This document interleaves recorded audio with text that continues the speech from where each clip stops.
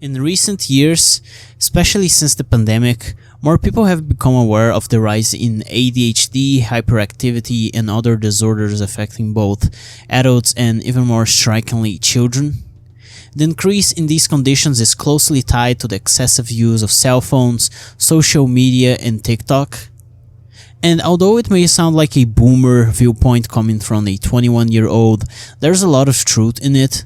Constant exposure to screens is impacting neurological development. So sit tight, turn off your Subway Surfers, and let's dive deep into this topic.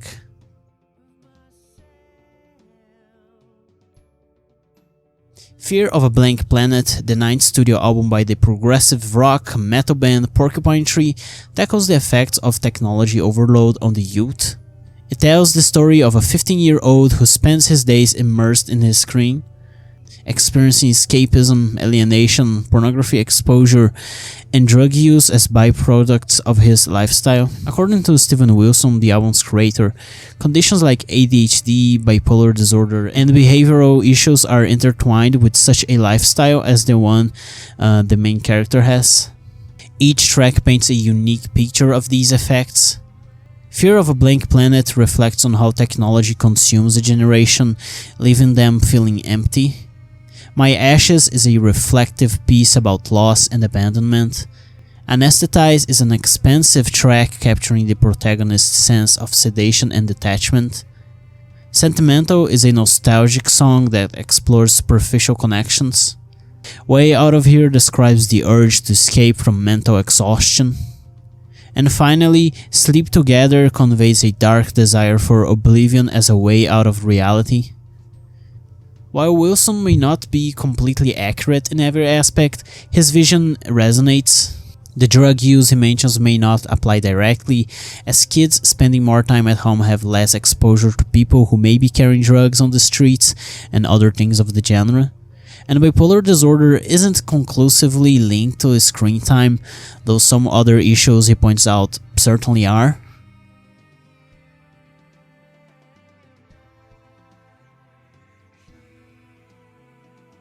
Research strongly supports the idea that excessive screen time increases hyperactivity and ADHD in children.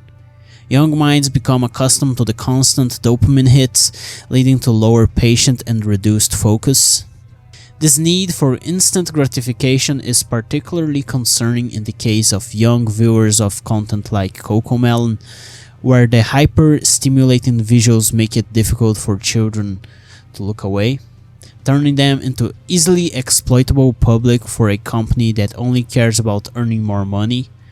And when children are removed from these screens, they often become agitated, showing how deeply attached they are to this dopamine trip. Doctors have concluded that highly stimulating content like TikTok or videos aimed at children can significantly impair cognitive development. For example, children who watch CoComelon may take longer to learn how to speak and develop social skills because they're so absorbed in the screen rather than in interactive learning. This becomes even more evident when we compare these children with others that live a healthy childhood without screen exposure.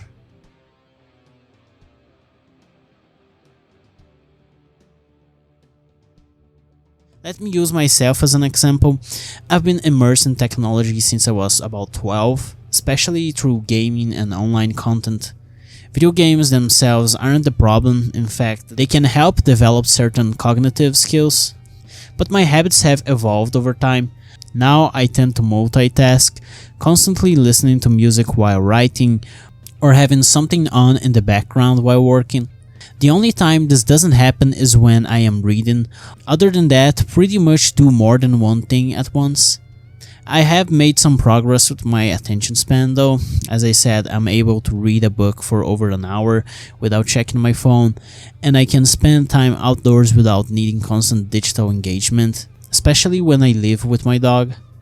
Yet, I can only imagine the effects on kids who grow up with even earlier and more pervasive exposure to screens. Just imagine how bad their situation will be.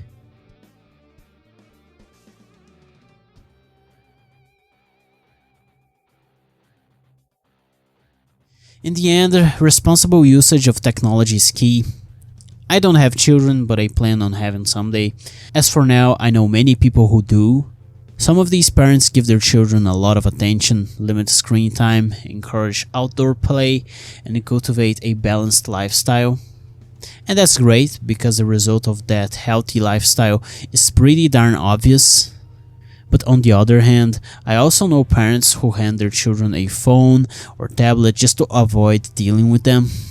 It's just easier for their kids to be quiet in some corner than to be bothering them all day. For those parents, it might be time to reconsider their approach. Maybe they shouldn't even be parents at all. As someone who's seen the effects firsthand, I can say that when I have kids, I'll do my best to help them enjoy a balanced childhood with screen time limits. So, for all of us, let's keep this responsibility in mind, both for the kids' sake and for their future development.